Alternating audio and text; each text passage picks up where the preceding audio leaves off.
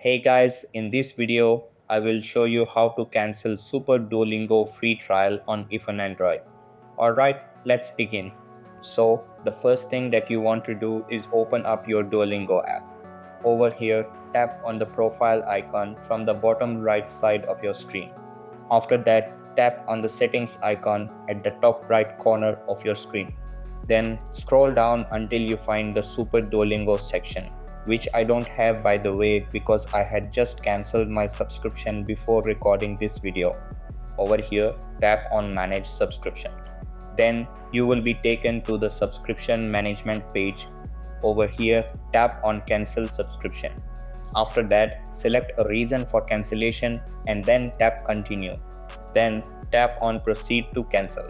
After that, confirm by tapping Cancel Subscription again. So that's basically how you can cancel Super Duolingo free trial on iPhone Android 2025.